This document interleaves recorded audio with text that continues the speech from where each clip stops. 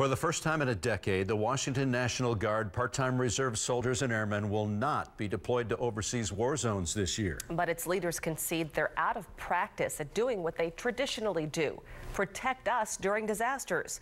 KOMO 4's Jeff Burnside went along with some VIPs to a massive training exercise.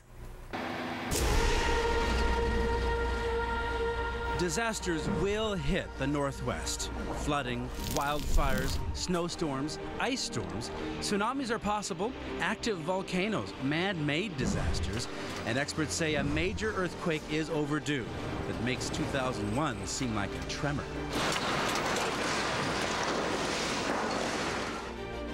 Hey, I appreciate what you guys are doing out here. Thanks, sir. Yeah, you guys making us proud. Thanks. Major General Brett Doherty is the state's emergency management chief and in charge of all Washington National Guard functions. He's overseeing this massive disaster response training event. Hold on! He's going to open the hose. Prepare to roll. By practicing and by rehearsing, I think we'll be able to respond much quicker. So at least the military department will be better postured to respond when called upon. Well, they've been called upon for a decade of war now. During the Afghan and Iraq wars in 2008, nearly half of Washington's 8,000 guardsmen and women were overseas. Dozens were killed or injured, an historic shift for part-time reservists away from what they'd been used to.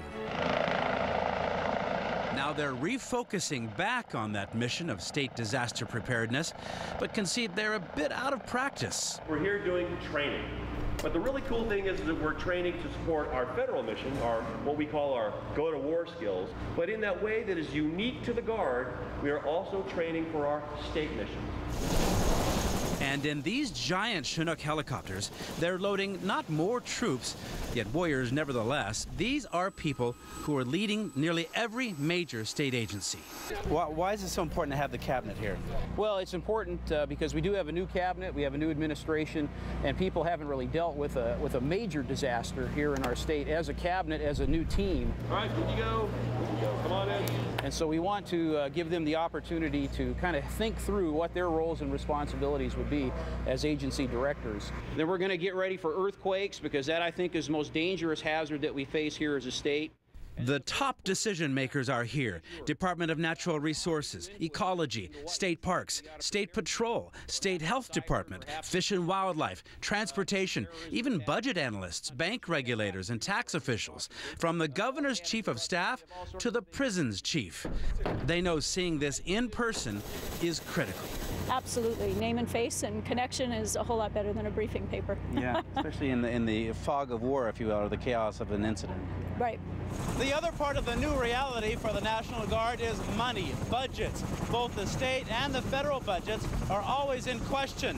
What's not in question is that there will always be another disaster. In the Tri-Cities, Jeff Burnside, KOMO 4 News.